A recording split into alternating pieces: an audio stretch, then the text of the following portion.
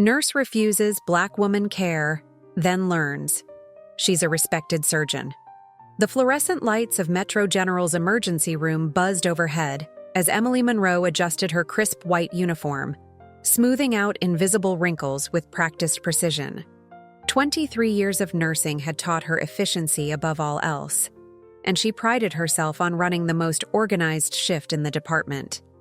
The clock showed 2:37 a.m., and the night had already brought its usual parade of emergencies, complaints, and what Emily privately considered unnecessary visits. If you love your family, subscribe now and join us for more heartwarming moments. Emily's eyes swept across the waiting room, categorizing patients with the swift judgment that came from experience. A teenager with a skateboard injury needed immediate attention, possible fracture. An elderly man wheezing slightly, probably chronic COPD acting up again. A woman in business attire holding her stomach, likely just anxiety. Emily had learned to trust her instincts, though somewhere deep inside, she knew those instincts carried the weight of prejudices she'd never fully acknowledged.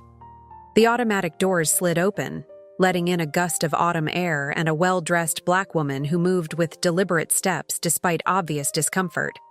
Emily watched as she approached the desk, noting the way the woman's hand pressed against her side, her face composed but strain visible around her eyes. The woman's appearance was immaculate: tailored pantsuit, elegant jewelry, natural hair styled professionally, but Emily had seen enough people try to project importance to know better than to let appearances influence her judgment. "I need to be seen immediately," the woman said, her voice tight with pain but controlled.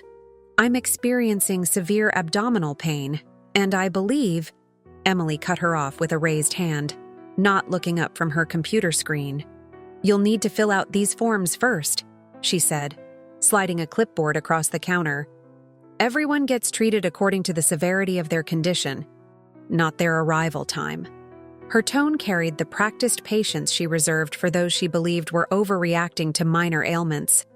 The woman, who would later be revealed as Dr. Ayanna Lewis, took the clipboard without argument, though her eyes narrowed slightly at Emily's dismissive tone. She began filling out the forms, her handwriting remaining remarkably steady despite the visible tremors in her hands. Other patients in the waiting room watched the interaction with varying degrees of interest, some recognizing the familiar dance of authority and submission that played out daily in emergency rooms across the country. Minutes ticked by as Ayanna completed the paperwork, her breathing becoming more labored, though she maintained her composure. When she returned the clipboard, Emily barely glanced at it before placing it in the stack of waiting patients. "Have a seat," she instructed, already turning her attention to the teenage skateboarder who had arrived after Ayanna. "We'll call you when it's your turn." The waiting room filled steadily as the night progressed. Emily moved through her tasks with mechanical efficiency, processing new arrivals, directing the flow of patients, and maintaining what she considered proper order. She didn't notice, or perhaps chose not to notice, how Ayanna's complexion had grown ashen, or how she now sat rigidly upright, her professional demeanor barely masking increasing distress. Other patients came and went. The teenage skateboarder emerged with his arm in a cast. The elderly man received his breathing treatment. The businesswoman was given anti-anxiety medication and discharged. Through it all, Ayanna waited, watching with increasingly focused attention as others who had arrived after her were called back for treatment. Her observations were not those of an ordinary patient. They were clinical, precise, and building toward a conclusion that would soon shatter the carefully maintained hierarchy of Emily's emergency room. Several times, Ayanna approached the desk to inquire about the wait, each time met with Emily's increasingly irritated assertions that the triage system was fair and based on medical necessity. "Everyone thinks their pain is an emergency," Emily said during the last interaction, not bothering to hide her condescension. "But we have protocols for a reason." What Emily didn't realize was that with each dismissal, each subtle sign of disrespect, she was participating in a pattern that Ayanna had documented countless times throughout her career. The irony of the situation might have been amusing if the pain hadn't been so intense, if the stakes hadn't been so high, if the lesson about to unfold hadn't been so necessary. The night shift crawled forward, marked by the steady beep of monitors and the shuffle of feet across linoleum floors.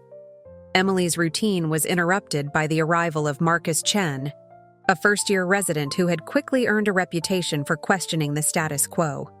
He paused at the nurse's station, his eyes drawn to Ayana's hunched figure in the waiting room. "How long has she been waiting?" he asked, frowning as he observed her obvious discomfort. Emily barely looked up from her computer. "She can wait like everyone else. You know how it is with some people. Everything's an emergency." The words carried a weight of assumption that made Marcus shift uncomfortably. But before he could respond, a code was called in room 4, and the conversation was forgotten in the rush of immediate crisis. The emergency room's rhythm continued its relentless pace. But subtle changes were occurring in the waiting area. Other patients had begun to notice Ayana's deteriorating condition. An elderly woman offered her water, which she declined with a gracious but strained smile. A young mother with a feverish child kept glancing in her direction, concern evident on her face. The security guard at the entrance had started watching more closely, his expression troubled. Emily remained oblivious to these shifting dynamics. Secure in her assessment and authority, she had seen thousands of patients over her career, and she had developed what she considered an infallible system for determining true emergencies from mere complaints. That this system might be influenced by deeply ingrained biases never occurred to her, or if it did, she had long ago learned to silence such uncomfortable thoughts. The night wore on, and the emergency room's fluorescent lighting cast harsh shadows across Ayana's face, highlighting the beads of sweat now visible on her forehead. Her breathing had become more labored, though she maintained her dignified bearing. She had stopped approaching the desk, instead watching the proceedings with the careful attention of someone gathering evidence. Several times, newer nurses or orderlies paused to ask Emily about the woman in the waiting room, but each time, Emily dismissed their concerns with the authority of her position. "And I know what I'm doing," she would say, her tone brooking no argument. "We have a system for a reason." What Emily didn't realize was that her system was about to be dramatically challenged. The carefully constructed walls of her professional certainty were about to crumble, and the lesson that awaited her would reshape not only her understanding of medical care, but her comprehension of her own prejudices and their impact on patient outcomes. As the clock approached 4 a.m. the emergency room's automatic doors opened once again, this time admitting a young couple. The woman was clearly in distress, supported by her partner as they made their way to the desk. Emily began her usual intake process, but before she could finish, the woman collapsed, her partner's panicked cry cutting through the relative quiet of the waiting room. In that moment, as chaos erupted and medical staff rushed forward, no one noticed Ayana rising from her chair. No one saw her reach for the lanyard buried in her jacket pocket. No one, least of all Emily, was prepared for how the next few minutes would completely transform their understanding of prejudice, power, and professional responsibility in modern healthcare. The story of that night would be told and retold throughout Metro General Hospital, becoming both a cautionary tale and a catalyst for change. But in that moment, as Emily prepared to call for assistance with the collapsed patient, she remained unaware that her entire worldview was about to be irrevocably altered by the woman she had spent hours ignoring. The collapsed woman's partner's frantic calls for help echoed through the emergency room, creating ripples of anxiety among the waiting patients. Emily moved toward the scene, her practiced hands already reaching for the emergency kit stored behind the desk. But before she could round the counter, a commanding voice cut through the chaos. "Clear the area. Give her space to breathe." Ayana had somehow materialized beside the fallen woman, her own pain temporarily masked by professional focus. Her movements were precise despite her discomfort, her hands steady as they checked the patient's vital signs.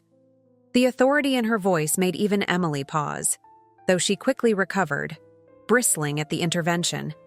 "Ma'am, please return to your seat," Emily said sharply, attempting to assert control over the situation. "We have trained staff who will handle this." The emphasis on trained carried clear implications, but Ayanna didn't even glance in her direction. Instead, she continued her assessment, speaking in low, calm tones to the distressed partner. "How far along is she?" Ayanna asked, her fingers pressed against the woman's wrist, counting beats with practiced precision. "Or 32 weeks, the partner stammered, tears streaming down his face. "She's been having headaches all week, but today she said her vision was blurry, and then possible preeclampsia," Ayanna muttered, more to herself than anyone else. She looked up, scanning the growing crowd of onlookers until she spotted Marcus Chen hovering at the edges. "Dr. Chen, I need a BP cuff and magnesium sulfate." Stat. The use of proper medical terminology and the confident issuance of orders created a moment of confusion. Emily stood frozen, her emergency kit halfway out of its storage space, as Marcus automatically moved to comply before catching himself and looking uncertainly between Ayanna and Emily. "I said return to your seat," Emily repeated, her voice rising with both authority and uncertainty. Security. But the security guard, who had been watching the scene unfold, seemed hesitant to intervene. There was something in Ayanna's demeanor, in the precise way she handled the unconscious patient, that gave him pause. The tension in the room stretched taut as a wire, every person present sensing the power struggle unfolding before them. Other patients had risen from their seats, phones recording the scene, as Emily and Ayanna remained locked in their positions, one standing with increasing uncertainty, the other kneeling beside the patient with unwavering focus. It was the arrival of Sandra Torres, a veteran nurse who had just returned from her break, that shifted the dynamic. She took one look at Ayanna and exclaimed, "Dr. Lewis, thank goodness you're here. We've got a problem in room 3 that needs your expertise, but I see you're already handling this situation." The effect of Sandra's words was immediate and electric. Emily's face drained of color as the implications sank in. Dr. Lewis. The woman she had been dismissing for hours was not only a medical professional, but apparently one known and respected by her colleagues. But Ayanna remained focused on her patient, the revelation of her identity secondary to the emergency at hand. "This woman needs immediate attention," she said, her voice tight with both authority and the pain she had been suppressing. Her blood pressure is dangerously high, and she's showing all the classic signs of severe preeclampsia. Dr. Chen, where is that magnesium sulfate?" Marcus, now freed from his uncertainty by the confirmation of Ayanna's identity, rushed to gather the requested supplies. Emily stood rooted to the spot, her world tilting on its axis as she watched Ayanna direct the emerging crisis response with the kind of expertise that only comes from years of specialized medical practice. The other patients in the waiting room had become a silent audience to this unfolding drama. Some wore expressions of satisfaction at seeing Emily's authority challenged, while others showed concern for both the unconscious woman and Dr. Lewis, whose own medical distress had not gone unnoticed by the observant crowd. The scene was a complex tableau of power, prejudice, and professional dedication, all playing out under the harsh fluorescent lights of the emergency room. As the crisis with the pregnant woman stabilized under Ayanna's direction, the underlying tension in the emergency room grew more pronounced. The other waiting patients had begun whispering among themselves, their eyes darting between Emily, who stood rigid with shock and embarrassment, and Dr. Lewis, who continued to work despite visible signs of her own distress. The security guard, James Wilson, had seen countless dramas unfold in this waiting room over his 15 years of service. But this situation felt different. He watched as Dr. Lewis finally stood up from attending to the pregnant woman, her movement careful and controlled despite the pain evident in her expression. Her composure, maintained through hours of waiting and now through an emergency intervention, spoke volumes about the experiences that had taught her such self-control. Emily had retreated behind the nurse's station, her movements mechanical as she processed paperwork, her mind clearly struggling to reconcile her previous actions with the reality of who Ayanna was. The other staff members gave her a wide berth, the atmosphere charged with unspoken accusations and uncomfortable revelations. Marcus Chen returned with additional supplies, his young face showing a mixture of admiration for Dr. Lewis and disappointment in the system that had forced her to wait. He had been raised in a generation more aware of systemic biases, more willing to question authority, and this incident would become a defining moment in his medical career. "Dr. Lewis," he said, his voice carrying both respect and concern, "you really should let us examine you now. I noticed you favoring your right side, and given the duration of your symptoms." Ayanna raised a hand to quiet him, her professional mask firmly in place despite the beads of sweat now visible on her forehead. "First, ensure Mrs. Rodriguez is properly settled in the maternity ward. Her blood pressure is stabilizing, but she'll need continuous monitoring." Her voice remained steady, though her breathing had become more labored. The waiting room had developed an unusual dynamic. Patients who would normally be demanding attention were instead watching the situation with rapt attention, many of them recognizing the larger significance of what they were witnessing. A young black mother held her feverish child closer, tears in her eyes as she watched Dr. Lewis continue to put others' needs before her own. A familiar scene playing out in an unfamiliar setting. Sandra Torres had positioned herself near Ayanna, her experienced nurse's eye noting the increasing pallor of her skin and the subtle tremors in her hands. She exchanged worried glances with Marcus, both of them aware that their colleague's condition was deteriorating even as she maintained her professional composure. Emily's voice, when it finally came, was barely audible over the usual emergency room sounds. "Dr. Lewis, we should get you processed immediately." The words sounded hollow. Too little too late. And several waiting patients made disapproving noises. Ayanna turned slowly to face Emily, her eyes clear despite her pain. The moment stretched between them, heavy with unspoken words and centuries of historical weight. When Ayanna finally spoke, her voice was controlled but carried an edge that cut through the emergency room's artificial calm. "Nurse Monroe," she said, using Emily's professional title with pointed precision, "I have been processed. I completed your forms hours ago. I followed your procedures. I waited while you treated patients who arrived after me. I watched you dismiss my symptoms and my humanity with equal efficiency." She paused, drawing a careful breath. "And now, only after learning my professional status, you suddenly find my condition worthy of immediate attention."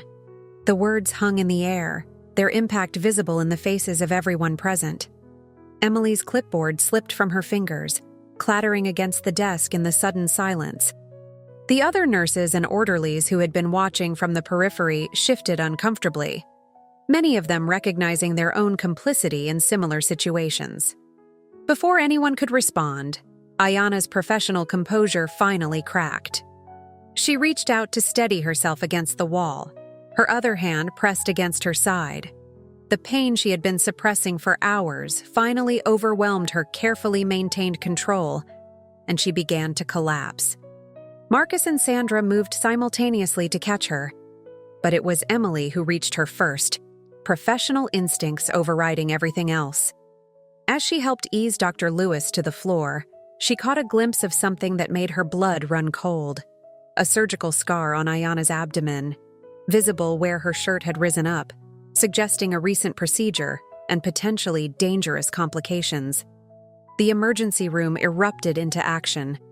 The power dynamic suddenly and dramatically reversed. The woman who had been deemed unworthy of urgent care was now the center of a medical crisis, and the implications of that delay hung heavy in the air as staff rushed to respond.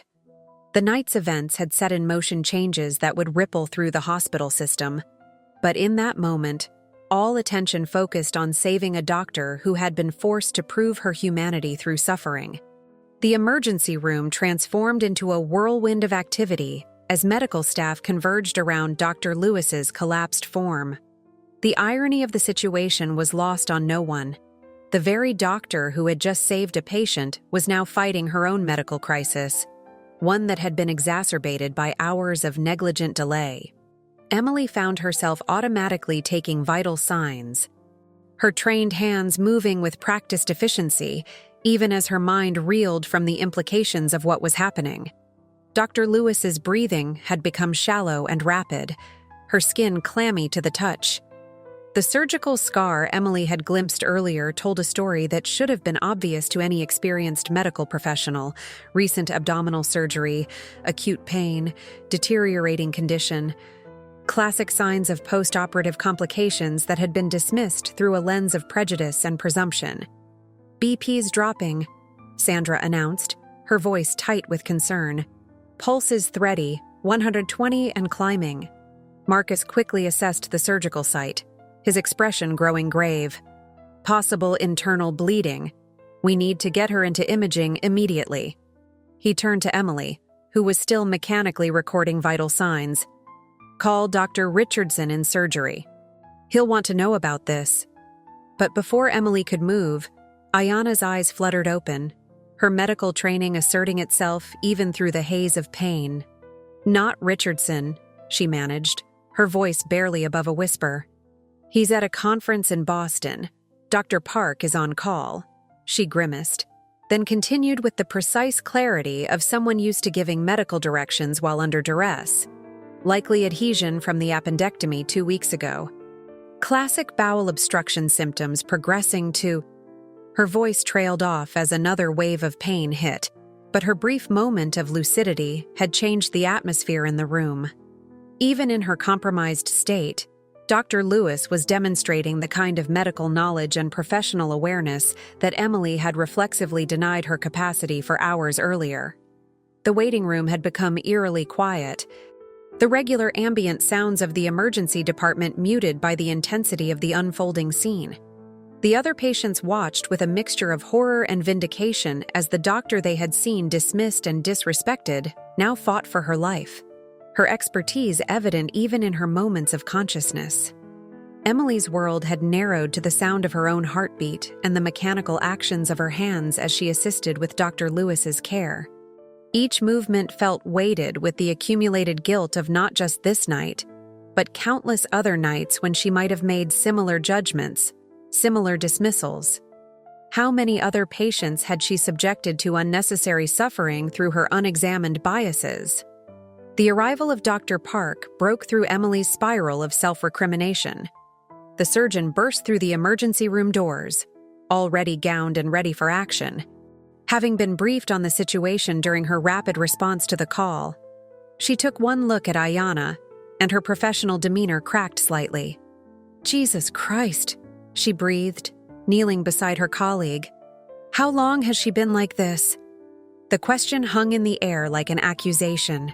Emily felt every eye in the waiting room turn toward her, the weight of their collective judgment almost physical in its intensity. But before she could respond, Ayana's voice cut through the tension, weak but determined.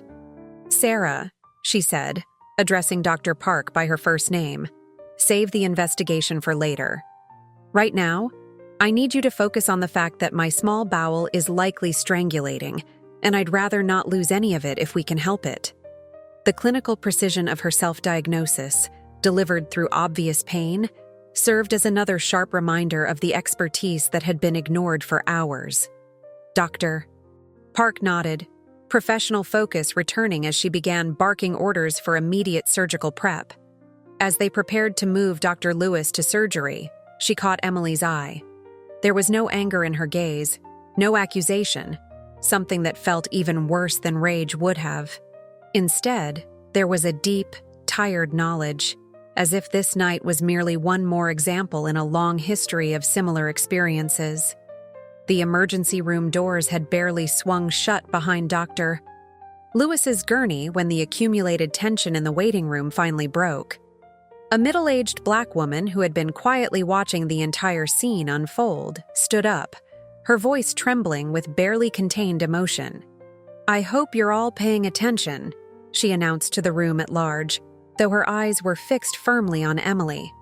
This is what we go through. Even our doctors, even the best of us. We have to be literally dying before you see us as human. Emily couldn't meet the woman's gaze. Instead, she busied herself with cleaning up the area where Dr. Lewis had collapsed, her movements mechanical and purposeless. The sound of whispered conversations and the occasional sob from other patients created a soundtrack to her shame. Marcus Chen had remained behind while Dr. Park's team rushed Ayana to surgery. He stood at the nurses' station, methodically documenting the incident in the hospital's system. His fingers paused over the keyboard as he reached the section about initial presentation and triage decisions. "You'll need to explain the delay in treatment," he said quietly to Emily, his young face serious. Dr. Lewis presented with clear symptoms of post-operative complications. The standard of care in such cases is immediate evaluation. The clinical language felt like individual bullets hitting Emily's professional armor. Each word highlighted how far she had strayed from her training, from the basic medical principles she prided herself on upholding. She had violated not just ethical standards but fundamental medical protocols, all because of assumptions she had never fully acknowledged making. Sandra Torres approached, holding Dr. Lewis's initial intake forms. She wrote down her recent surgical history, Sandra said, her voice carefully neutral but her eyes accusing. She listed her symptoms in medical terminology. She even noted her position at the hospital. She placed the forms on the desk in front of Emily. "You never even read them, did you?" Emily stared at the papers, at the neat, professional handwriting that detailed exactly what they were now dealing with. Dr. Lewis had provided all the information needed for proper triage. She had done everything right, followed every procedure, while Emily had failed at the most basic level of her professional responsibilities. The security guard, James Wilson, had moved closer to the nurses' station, his presence both protective and admonishing. He had watched similar scenes play out countless times over his years of service, but never with such clear evidence of the consequences. "You know," he said, his deep voice carrying quietly but clearly, "I've worked here for 15 years. I've seen Dr. Lewis save more lives than I can count. Never once seen her treat anyone the way she was treated tonight." He paused, letting his words sink in. Never seen her treat anyone differently because of their skin color, their wealth, their education. Never. The emergency room's usual rhythm had been completely disrupted. Other nurses moved uncertainly around Emily, handling incoming patients with exaggerated care and attention, as if trying to compensate for what they had witnessed. The night shift had become a masterclass in systemic bias and its potentially lethal consequences. Hours passed with excruciating slowness. Emily continued her duties, each interaction now weighted with new awareness. She found herself double-checking every decision, questioning every judgment, seeing her own actions through the lens of what had happened with Dr. Lewis. The pregnant woman whom Dr. Lewis had helped before her collapse was now safely ensconced in the maternity ward, her condition stable thanks to the quick intervention of a doctor who had put aside her own critical needs to help another. The irony of this sacrifice was not lost on anyone who had witnessed it. When Dr. Park finally emerged from surgery, her face showed both relief and controlled anger. She headed straight for the nurses' station, her surgical cap still on, her eyes fixed on Emily. The emergency room seemed to hold its collective breath, waiting for the confrontation that had been building since Dr. Lewis first walked through those automatic doors, but Dr. Park's words, when they came, were professional and precise. "Dr. Lewis is stable. We managed to save the compromised section of bowel, no resection needed. If she had received immediate treatment when she first presented..." She left the sentence unfinished, letting the implications hang in the air. Emily nodded, unable to speak. The weight of what could have happened, what nearly happened, pressed down on her with physical force. She had nearly cost a colleague her life, all because of assumptions she had made within seconds of seeing her face. As the night shift finally drew to a close, Emily gathered her things with shaking hands. The emergency room had returned to its normal rhythm, but nothing felt normal anymore. She knew that when she returned for her next shift, things would have to be different. She would have to be different. The question was whether she could find the courage to face the changes needed, both in herself and in the system she had so comfortably operated within. The morning sun crept through the windows of Metro General's recovery wing, painting gentle stripes across the silent corridor. Emily stood outside room 412, her hand frozen on the door handle. Her next shift's paperwork clutched to her chest like a shield. She had arrived an hour early, drawn by a mix of guilt and professional obligation she couldn't quite name. Through the small window, she could see Dr. Lewis propped up against white hospital pillows, her usual commanding presence somewhat diminished by the hospital gown and IV lines, but her dignity somehow intact. A laptop balanced on the rolling table before her, and she appeared to be reviewing medical files, a doctor even in her own recovery. Emily's reflection in the door's window caught her attention, and for the first time, she really saw herself. The carefully pressed uniform, the perfectly arranged hair, the practiced professional mask she wore. She had always taken pride in these details, seeing them as signs of competence and authority. Now they seemed like costume pieces in a performance of care that had failed its most basic test. A movement in the room drew her attention back to Dr. Lewis, who was now looking directly at her through the window. Their eyes met, and Emily felt the last of her professional defenses crumble. With trembling fingers, she pushed the door open and stepped inside. "Dr. Lewis," she began, but Ayanna raised a hand, the gesture somehow both gentle and commanding. "Please," she said, her voice stronger than it had been during the crisis, but still carrying echoes of fatigue. "Sit down, Nurse Monroe. I think we both know this conversation needs to happen properly." Emily sank into the visitor's chair, her paperwork forgotten in her lap. The morning light caught the edges of medical equipment, creating a strange intimacy in the sterile room. For a moment, neither woman spoke. The only sound, the steady beep of monitors and the distant bustle of hospital routine. "I'm told," Ayanna finally continued, closing her laptop with deliberate care, "that the delay in my treatment lasted approximately 4 hours and 17 minutes from initial presentation." She stated this as a fact, her tone clinical rather than accusatory. "During that time, 14 patients who arrived after me were seen. 3 were admitted, 9 were treated and released, and 2 were referred to other departments."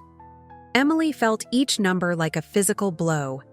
She had known, of course, but hearing it laid out so precisely made the reality of her actions impossible to ignore or justify.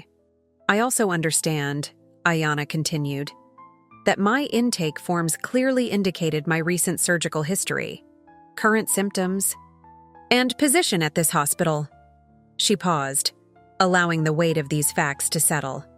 "What I don't understand, Nurse Monroe, is why you never read them." The question hung in the air between them, demanding an answer that Emily wasn't sure she could give. How could she explain decisions she hadn't even been conscious of making? How could she articulate prejudices so deeply ingrained that they had become invisible to her? She started, then stopped, forcing herself to face the truth. "I made assumptions. I saw—" She gestured helplessly, the words sticking in her throat. "You saw a black woman." Ayanna completed the sentence for her, her voice still remarkably free of anger. "And in that moment of seeing, before I spoke a word or handed you those forms, you had already decided what kind of patient I was, hadn't you?" Emily's hands twisted in her lap, crumpling the paperwork she'd brought as a pretense. "Yes," she whispered, the admission feeling like glass in her throat. "Do you know what I saw?" Ayanna asked, adjusting herself slightly in the bed, grimacing at the movement. "I saw what I've seen countless times before, a medical professional so certain of her judgment that she couldn't recognize her own biases. I saw the same dismissal I've witnessed happening to countless patients who look like me, the same assumptions, the same dangers." She reached for the water cup on her bedside table, and Emily automatically stood to help her, but Ayanna waved her off. The small assertion of independence spoke volumes about the dignity she had maintained throughout her ordeal. "What you may not realize," Ayana continued after taking a careful sip of water, "is that while I was sitting in that waiting room, I wasn't just experiencing pain. I was observing, documenting, mentally recording every interaction, every decision, every pattern of behavior that contributed to what happened." Emily felt her professional mask crack further. "You were studying us." "I was surviving," Ayana corrected her gently. "And in surviving, I was gathering evidence of a system that nearly killed me, not through malice, but through the quiet violence of unconscious bias. The same system that kills others who don't have the protection of medical degrees and professional titles." The morning light had grown stronger, throwing the room into sharp relief.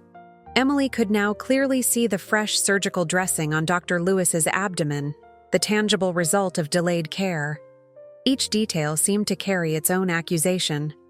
"Did you know," Ayana continued, her voice taking on a teaching tone that seemed instinctive, "and that Black women are 3 to 4 times more likely to die from pregnancy-related complications than white women, that our pain is consistently undertreated across medical settings, that even when we present with identical symptoms, we're less likely to receive appropriate diagnostic tests and treatments."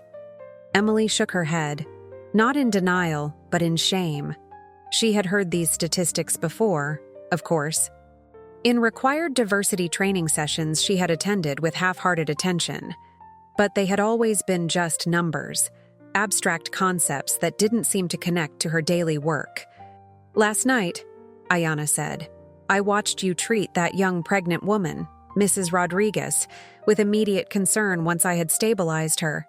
You didn't hesitate. You didn't question her pain or her symptoms.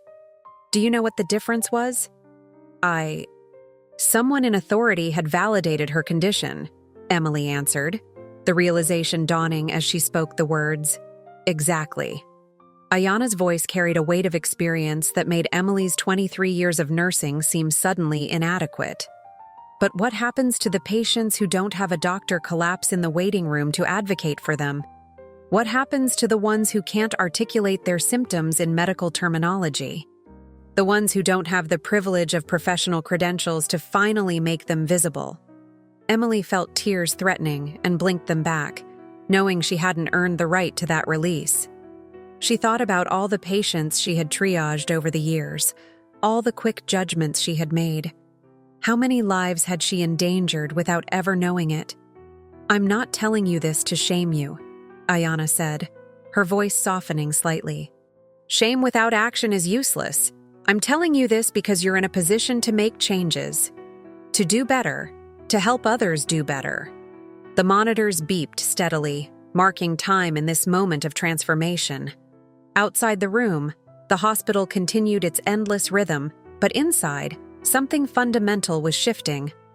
"The resident who was on duty last night, Dr. Chen," Ayana continued, "he saw what was happening.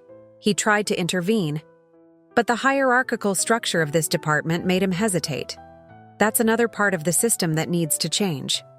Emily thought about Marcus's uncertain glances, his aborted attempts to question her decisions. She had taken pride in maintaining that hierarchy, seeing it as essential to efficient operation. Now she wondered how many lives that rigidity had put at risk. "What do I do?" Emily asked finally, her voice small but sincere.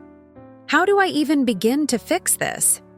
Ayana's expression softened further, showing the first hint of warmth since the conversation began.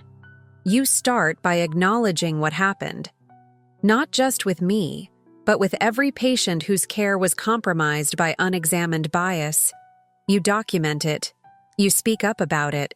You make it impossible to ignore." She shifted in the bed again, and this time when Emily moved to help adjust her pillows, she allowed it. The simple act of care felt different now, laden with new understanding and responsibility. "And most importantly," Ayana concluded, her eyes meeting Emily's directly, "you remember this feeling, this moment of recognition. Let it change you. Let it make you uncomfortable. Because discomfort is where growth begins." The morning sun had fully risen now, filling the room with clear light that seemed to demand equal clarity of thought and purpose. Emily stood, smoothing her crumpled paperwork with trembling hands, knowing that she would never see her job, or herself, quite the same way again. 3 days after their initial conversation in the recovery room, Emily found herself sitting across from Dr. Lewis in the hospital's medical library, a space chosen deliberately for its neutral territory. The room's tall windows filtered the afternoon light through vertical blinds, creating alternating patterns of light and shadow that seemed to mirror the complexity of their discussion. Ayanna had been discharged that morning, but had asked Emily to meet her before she left the hospital. She sat now in one of the library's comfortable chairs, dressed in her own clothes again, her professional authority restored despite the lingering signs of her ordeal. The medical texts surrounding them on floor-to-ceiling shelves seemed to stand witness to their conversation. "I've been reviewing the incident reports," Ayanna began, placing a folder on the table between them. "Not just from that night, but from the past 6 months. There's a pattern. Nurse Monroe. And I think you need to see it clearly." Emily forced herself to look at the papers Ayanna was spreading across the table. Each document represented a case where treatment had been delayed or complaints of pain had been dismissed. The demographics told their own story. A disproportionate number of patients of color, particularly women, whose care had been compromised by what the sterile medical language called triage decisions. "These are just the cases that were severe enough to generate official reports," Ayanna continued, her finger tracing down one particular case. "Bake, a young Black woman with severe abdominal pain waited 6 hours before being diagnosed with a ruptured ectopic pregnancy. She nearly died." She moved to another document. "Here, a Hispanic grandmother with chest pain was told she was having a panic attack. She was having a heart attack and suffered permanent cardiac damage from the delay in treatment." Emily's hands clenched in her lap as she recognized her signature on several of the forms. Each case represented a moment where she had failed not just as a nurse, but as a human being charged with the care of other humans. "I don't show you these to torture you," Ayanna said, her voice carrying the same measured tone she had used in the recovery room. "I show you these because understanding requires context. What happened to me wasn't an isolated incident or a simple mistake. It was part of a systemic pattern that we've all been trained to accept as normal." The library's silence seemed to deepen around them, broken only by the occasional sound of pages turning as Ayanna continued to present evidence of what could no longer be denied. The afternoon light shifted, throwing the documents into stark relief. "Tell me," Ayanna said suddenly, changing direction, "about your first day as a nurse. What made you choose this profession?" The question caught Emily off guard. She had expected continued confrontation, not this invitation to reflection. I wanted to help people," she said finally, the words feeling simultaneously true and inadequate. "My grandmother was a nurse. I saw how she cared for people, how she made a difference in their lives. I wanted to be like her." "And somewhere between that first day and now," Ayanna observed, "something changed. The desire to help became filtered through layers of assumptions and prejudices. The ability to see people as people became compromised by a system that taught you, subtly but consistently, who was worthy of immediate care and who could wait." Emily felt tears threatening again, but this time she didn't fight them. "I didn't know," she whispered. "I didn't want to know." "That's the thing about systemic bias," Ayanna replied, her voice gentling slightly. "It works best when we don't acknowledge it. It becomes most dangerous when we convince ourselves it doesn't exist." Ayanna leaned forward slightly, grimacing at the movement but pressing on. "Let me tell you about my first day as a doctor," she said, her voice taking on a different tone. "I walked into this very hospital wearing my white coat, my brand new ID badge prominently displayed, and was stopped 3 times before reaching the physician's lounge. Each time, I was asked if I was lost, if I was looking for the nursing station, if I needed directions to the cafeteria." She paused, letting the implications sink in. That was 15 years ago. Last week, before my surgical complication brought me to your ER, I was stopped twice in one day by staff who didn't recognize me. After 15 years, after countless surgeries, after saving numerous lives in this very building, the library's shadows had lengthened, but neither woman moved to turn on additional lights. The dimming room seemed to create a space where difficult truths could be spoken more easily. The thing is, Nurse Monroe, Ayanna continued, these aren't just uncomfortable anecdotes. These are symptoms of a deeper problem that manifests in life and death situations. When a healthcare provider's first instinct is to question my professional status rather than recognize my expertise, that same instinct leads them to question patients, pain, dismiss their symptoms, delay their care. Emily looked down at her hands, remembering how automatically they had moved to dismiss Dr. Lewis that night, how easily they had shuffled her intake forms to the bottom of the pile. "How do we fix it?" she asked, her voice barely above a whisper. "We start by acknowledging that fixing it isn't a single action or a simple solution," Ayanna replied. "It's a process of constant awareness and correction. It means questioning our first instincts, especially when those instincts tell us to dismiss or delay. It means recognizing that every patient deserves the same level of attention and care that we would want for our own family members." She gathered the incident reports back into their folder with careful movements. "It also means being willing to speak up when we see these patterns emerging. The next time you see a colleague dismissing a patient's complaints or making assumptions based on appearance, what will you do?" The question hung in the air between them, demanding more than a simple answer. Emily thought about her position in the ER, about the influence she had over newer nurses and staff, about the power she held to either perpetuate or challenge the existing system. "I'll intervene," she said finally, her voice stronger than before. "I'll question the decisions. I'll make sure we're following proper protocols for everyone, not just the patients we automatically consider priorities." Ayanna nodded slowly. "And when you find yourself falling back into old patterns, because you will, we all do, what then?" "I'll remember that night," Emily replied, meeting Ayanna's gaze directly for the first time since they sat down. "I'll remember what almost happened because of my assumptions. And I'll do better." "That's a start," Ayanna said, closing the folder with a final decisive movement. "But remember, this isn't just about individual change. It's about recognizing and challenging the systemic problems that make these biases seem normal and acceptable.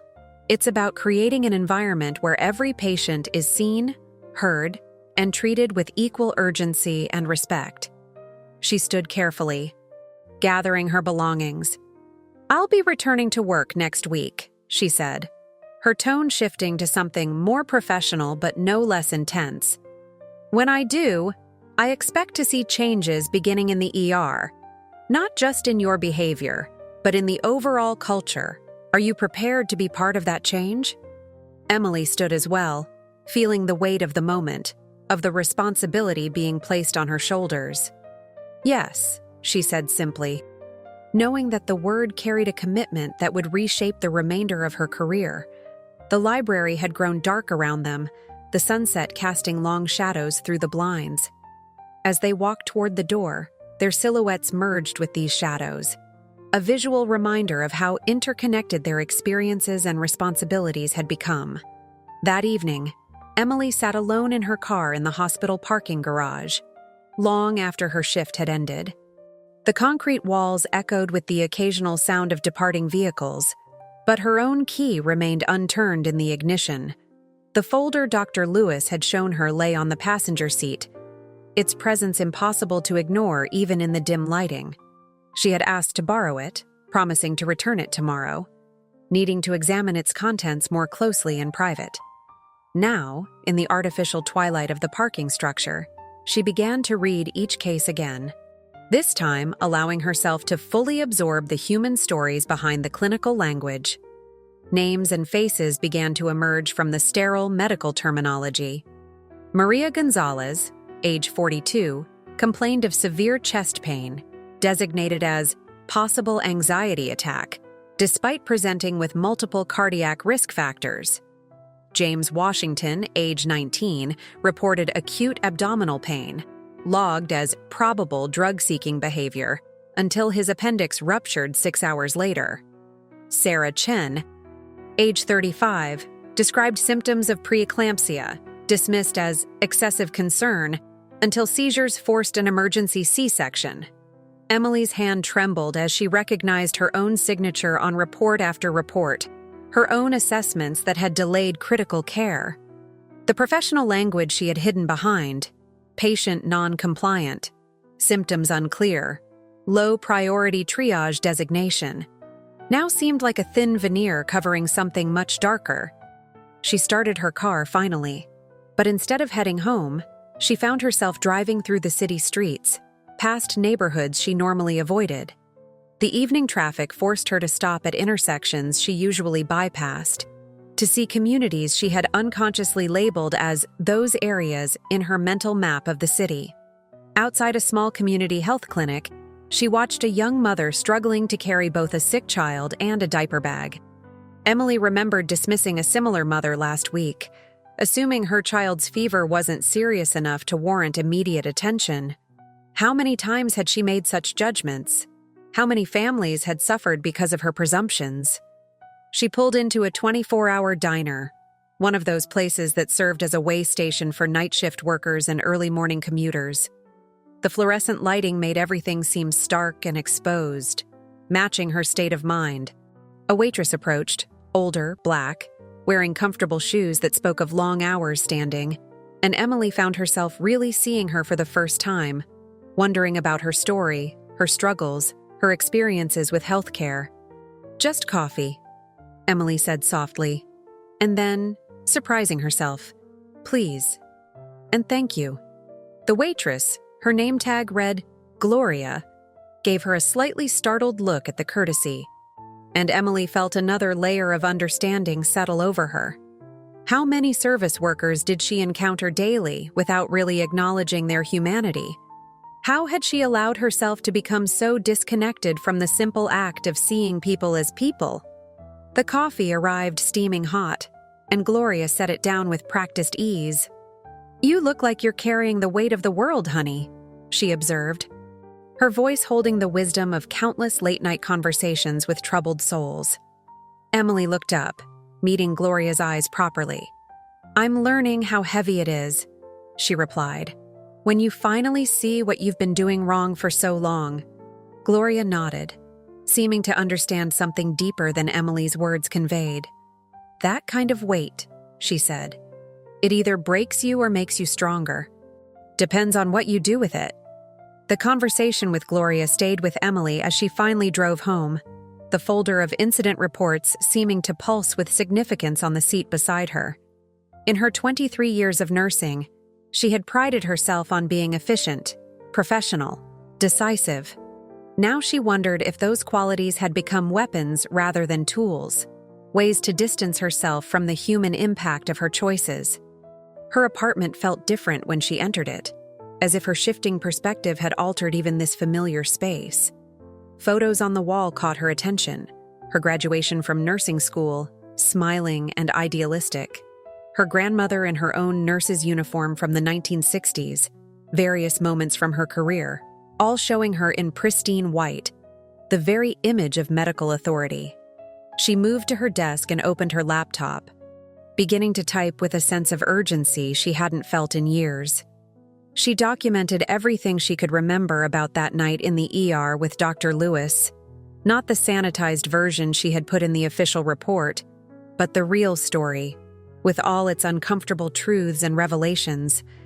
As she wrote, other memories began to surface, countless small moments of dismissal and prejudgment that she had never before allowed herself to examine. The young black man whose pain she had assumed was exaggerated, the Hispanic woman whose concerns she had attributed to poor understanding of medical terms, the elderly Asian man whose family's anxious questions she had treated as unnecessary interruptions. Her fingers moved across the keyboard, recording each memory with a growing sense of both shame and determination. This wasn't just about documenting past mistakes. It was about creating a record of awareness, a baseline from which change could begin. Dawn was breaking when she finally finished writing. Her coffee had gone cold, untouched, on the desk beside her. She read through what she had written, feeling the weight of each admission, each moment of recognition. Then she began a new document, this one titled Action Steps. Under this heading, she listed concrete changes she could implement immediately in her work. Reviewing triage protocols for hidden biases, establishing clear guidelines for pain assessment that didn't rely on subjective judgment, creating a system for tracking wait times by demographic data to identify patterns of delay. But beyond these practical steps, she wrote down personal commitments to listen more carefully to patients, descriptions of their symptoms, to question her initial assumptions about every case, to speak up when she witnessed others making the same mistakes she had made. As the morning light filled her apartment, Emily found herself standing before her bathroom mirror, really looking at herself. The confident professional mask she had worn for so long seemed to have cracked, revealing something more human, more vulnerable, but perhaps also more capable of genuine care. She thought about Dr. Lewis, about how she had turned her own suffering into a teaching moment, how she had chosen to engage with Emily's ignorance rather than simply condemn it. The grace of that choice felt like both a gift and a challenge. Emily picked up her phone and began composing an email to the hospital administration. In it, she requested to be part of any committees or initiatives focused on addressing healthcare disparities. She volunteered to share her experience, to help train other staff members about recognizing and confronting their biases. As she prepared for her next shift, putting on her uniform with newly conscious movements, Emily understood that this was just the beginning. Real change would require constant vigilance, ongoing education, and the courage to keep confronting uncomfortable truths about herself and her profession. She picked up the folder of incident reports, knowing she would return it to Dr. Lewis today, but also knowing that its contents would stay with her, informing every future interaction with patients. The weight Gloria had spoken of hadn't gotten lighter, but Emily was beginning to understand how to carry it, how to use it as a foundation for building something better. 2 weeks after the incident that had shaken the foundations of Metro General's emergency department, Emily stood at the nurses' station, watching the morning shift change with new eyes. Dr. Lewis had returned to work yesterday, her presence both a reminder and a catalyst for change. The ER's familiar chaos felt different now, filtered through a lens of heightened awareness and responsibility. Emily's morning rounds had already marked a departure from her old routines. She had spent extra time with Mrs. Patterson, an elderly Black woman who had come in with complaints of dizziness. In the past, Emily might have quickly categorized it as a minor issue, perhaps age-related anxiety. Today, she had listened carefully to Mrs. Patterson's detailed description of her symptoms, noted her medication history, and advocated for immediate testing when she recognized possible signs of cardiac involvement. The new triage protocols she had helped implement were visible on every computer screen, simplified forms that required medical staff to document specific symptoms rather than relying on subjective assessments. Gone were vague categories like pain tolerance appears low or symptoms seem exaggerated.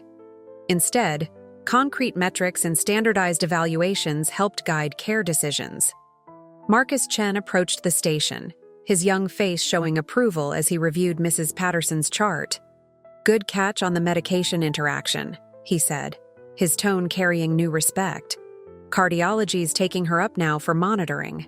Emily nodded, remembering how she had once dismissed his concerns about patient care. Now they were allies in the push for change, with Marcus leading resident training sessions on recognizing and addressing healthcare disparities. The hierarchy that had once seemed so essential to ER operations had begun to transform into something more collaborative, more focused on patient outcomes than professional authority. The morning progressed with a steady stream of patients, each interaction now carrying the weight of conscious choice. Emily found herself constantly checking her initial reactions, questioning her assumptions, looking for the human story behind each medical complaint. It was exhausting in a way her old routine had never been, but it was also infinitely more rewarding. Around mid-morning, Dr. Lewis appeared in the ER for a consultation. She moved with her usual grace and authority, though careful observers might still notice slight signs of her recent recovery. She caught Emily's eye and gave a small nod of acknowledgement, not quite approval, but recognition of effort being made. As Emily watched Dr. Lewis work, she remembered their last conversation before she returned to duty. "Change isn't just about doing things differently," Ayanna had said. "It's about seeing things differently." Every patient who walks through those doors is carrying their own history, their own fears, their own experiences with a system that hasn't always served them well. Our job is to see them fully, to hear what they're really telling us, and to provide care that acknowledges both their medical needs and their humanity. The words had stayed with Emily, becoming a kind of mantra as she navigated her transformed approach to nursing. She saw their truth played out in every interaction, in the relief on patients' faces when they realized they were being truly heard, in the subtle shift in body language when they understood they wouldn't have to fight to receive care. A commotion at the entrance drew Emily's attention. Paramedics were wheeling in a young man, his clothes bearing the dust of construction work, his face contorted in pain. Emily moved forward automatically, already gathering information from the EMTs: fall from scaffolding, possible spinal injury, multiple contusions. As she helped transfer him to an ER bed, she noticed his hands, calloused from manual labor, trembling slightly. He spoke with a heavy accent, his English breaking down further under the stress of pain. In the past, she might have grown impatient with the communication barrier, might have made assumptions about his documentation status or insurance coverage. Instead, she caught the eye of Rosa, one of the newer nurses who was fluent in Spanish. Together, they worked to gather his medical history, to understand exactly how the accident had happened, to assure him that his care was the priority. Emily saw the moment his tension eased slightly, saw how being addressed in his own language helped him provide clearer, more detailed information about his symptoms. The case became a perfect example of the new protocols in action. Every step was documented clearly, every decision based on medical necessity rather than unconscious bias. When questions arose about insurance coverage, they were handled by administrative staff, kept separate from medical care decisions. The young man received the same level of attention and treatment that would have been provided to any patient with similar injuries. Later, during her break, Emily found herself in the hospital chapel, a quiet space she had rarely visited before. The morning light filtered through stained glass, creating patterns that reminded her of the day in the medical library with Dr. Lewis. So much had changed since then, yet she knew this was just the beginning of a much longer journey. She thought about the meeting scheduled for tomorrow, the first session of the newly formed Healthcare Equity Committee, which she had helped establish. The agenda included reviewing department policies, analyzing treatment statistics, and developing training programs for staff at all levels. Dr. Lewis would be there, along with representatives from various hospital departments, community advocates, and patients willing to share their experiences. The sound of footsteps interrupted her reflection, and she turned to see Gloria, the diner waitress from that night of revelation, wearing a hospital gown and clutching an appointment slip. Their eyes met in mutual recognition. "I wondered if I'd see you again," Gloria said, lowering herself carefully into one of the chapel's chairs. "I'm here for some tests. Been putting them off, truth be told. Hospitals haven't always been kind to folks like me." Emily felt the familiar twist of shame, but now it was accompanied by determination rather than defensiveness. "Things are changing," she said softly. "We're working to make them better." Gloria studied her face for a moment. "I can see that," she replied. "In fact, that young nurse who checked me in, she reminded me of how you used to be. But then I saw another nurse pull her aside, talk to her about something. After that, everything was different. That was your doing, wasn't it?" Emily nodded slightly. We're learning to watch out for old patterns, to help each other do better. The chapel's peace enveloped them as they sat in comfortable silence. Through the window, Emily could see the busy hospital parking lot, people coming and going, each carrying their own stories, their own needs, their own hopes for healing. She thought about how many of them might have been turned away or delayed or dismissed in the past, and how many might now receive the care they deserved. When she returned to the ER, she found Dr.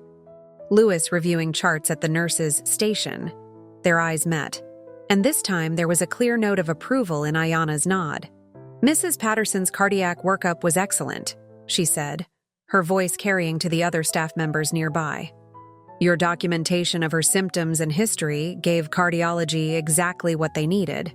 That's how we save lives. The praise was professional, focused on patient care rather than personal growth, but Emily understood the deeper message. Every chart now told a story of attention and respect. Every patient interaction reflected a commitment to seeing people as they were, rather than as prejudice would paint them. The ER's automatic doors opened again, bringing in another patient, another opportunity to prove that change was possible, that care could be truly universal. Emily moved forward to begin the intake process, her steps sure and purposeful, her mind clear and focused on the human being before her, rather than the assumptions that might once have clouded her judgment. The morning light streamed through the hospital windows, touching everything with the promise of a new day, a new beginning. In its glow, Emily saw not just patients and colleagues, but a community of people working together toward healing, not just of bodies, but of the deeper wounds that bias and prejudice had inflicted for far too long. The weight she carried now was different, not the burden of guilt and shame, but the responsibility of positive change, of being part of the solution rather than the problem. It was a weight she had learned to carry with grace, purpose, and an unwavering commitment to the true meaning of care. 6 months had passed since the night that changed Metro General's emergency department forever. The summer heat had given way to autumn crispness, and the hospital grounds were scattered with fallen leaves that crunched under Emily's shoes as she made her way to the newly established monthly community health forum. The hospital's largest conference room had been transformed for the evening's event. Gone were the stark rows of chairs typical of medical presentations. Instead, the space was arranged in a circular pattern that encouraged dialogue and connection. On the walls hung posters displaying the department's improved patient care statistics, alongside artwork from local community members depicting their experiences with healthcare. Dr. Ayana Lewis stood at the front of the room, no longer a patient but a powerful advocate for change. The scar from her surgery had healed, but the impact of her experience continued to ripple through the hospital system. She was presenting the results of the first comprehensive audit of the ER's new protocols. Data that showed significant improvements in wait times, patient satisfaction, and outcomes across all demographic groups. Emily sat in the audience, surrounded by a mix of medical staff, community members, and hospital administrators. She recognized Gloria among them, now a regular participant in these forums and a vocal member of the Patient Advocacy Committee. The former waitress had become an essential voice in shaping the hospital's new approaches to community engagement. The changes of the past 6 months were visible in more than just statistics. The ER's physical space had been modified to include clear signage in multiple languages, comfortable seating arranged to accommodate families and support networks, and private consultation areas where patients could discuss their concerns without fear of being overheard or dismissed. But the most significant transformations were less tangible. Emily watched as new nurses received training that emphasized cultural competency alongside medical skills. She observed how veteran staff members, who had initially resisted the changes, began to recognize and correct their own biases. The hierarchy that had once seemed immutable had evolved into a collaborative system where questions were encouraged and concerns were addressed promptly. Dr. Lewis's presentation included case studies that illustrated the impact of these changes. She shared the story of a young Somali woman whose early signs of preeclampsia were identified and treated promptly, avoiding the kind of crisis that had once been common. She described how an elderly Chinese man's family was included in his care discussions, with proper translation services ensuring clear communication about his treatment options. As Emily listened, she remembered her own journey of transformation.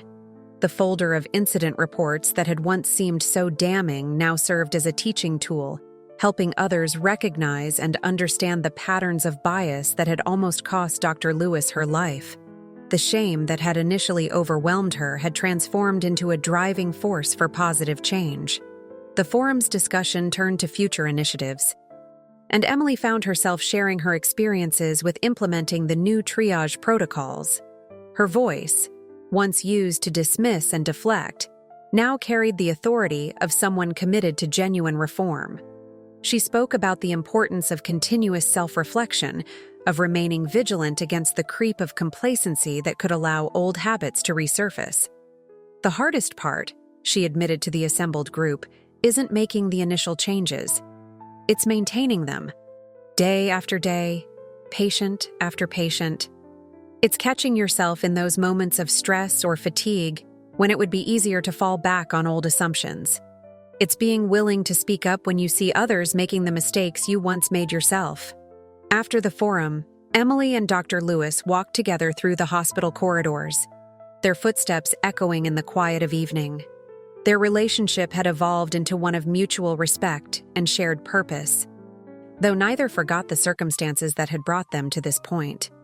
"I received a call from Baltimore General yesterday," Ayana mentioned as they passed the emergency department. "They want to implement our protocols in their system.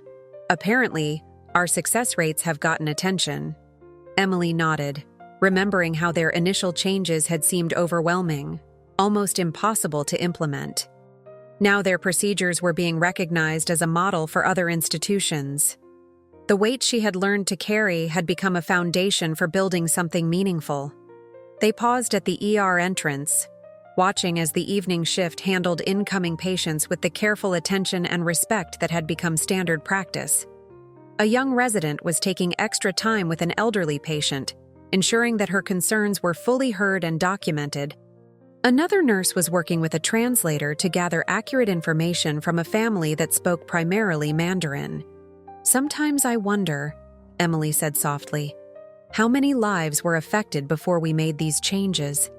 How many patients suffered because we couldn't or wouldn't see what was happening?" Dr. Lewis turned to face her, her expression serious but gentle. "That's why we don't stop here. Every system can be improved. Every protocol refined, every mind open to new understanding. The work continues." As if to emphasize her point, the ambulance bay doors opened, bringing in a new patient. Emily watched as the staff moved into action, their responses automatic but thoughtful, their care both efficient and compassionate. The protocols they had developed were no longer just rules to be followed. They had become part of the department's DNA. The patient was a young Black woman, clutching her side in pain. 6 months ago, she might have waited hours for treatment, her symptoms dismissed or minimized. Now she was quickly evaluated, her concerns taken seriously, her care prioritized based on medical needs rather than unconscious bias. As Emily prepared to head home after her shift, she passed the wall where the hospital displayed its mission statement. Beneath it hung a new addition, a simple plaque that read, "Every patient, every time, with dignity, respect, and care." The words were more than just a slogan. They were a promise, one that Emily and her colleagues renewed with every interaction, every decision, every moment of care. The night air was crisp as she walked to her car, the stars visible above the hospital's towering structure. From the emergency department came the sound of new arrivals, of care being given, of lives being touched and saved. Emily thought about the young nurse she had been, so certain of her judgments, so blind to their impact. That version of herself seemed distant now, like a photograph faded by time and understanding. Tomorrow would bring new challenges, new opportunities to either maintain or compromise their progress. But Emily was ready, as were her colleagues, to continue the work they had begun. The path forward was clear, lit by the knowledge that change was not just possible, but essential. That every patient deserved to be seen, heard, and treated with the fullness of human dignity. As she drove home under the starlit sky, Emily reflected on how a single night, a single patient, had transformed not just her career, but her understanding of what it truly meant to be a healer. The emergency room she would return to tomorrow was more than just a department. It had become a model of what healthcare could be when prejudice gave way to understanding, when efficiency was balanced with empathy, and when every life was valued equally. The story of that transformative night would continue to be told, not just as a cautionary tale, but as a testament to the possibility of change, the power of acknowledgement, and the profound impact of seeing each patient as a person first, deserving of care, respect, and the very best of medical practice. Disclaimer: this channel does not support or tolerate any form of discrimination, racism, prejudice, or violation of human rights. The stories presented here are original and created by the author with the aim of promoting reflection, awareness, and dialogue. All content is developed with respect for diversity and the dignity of all people.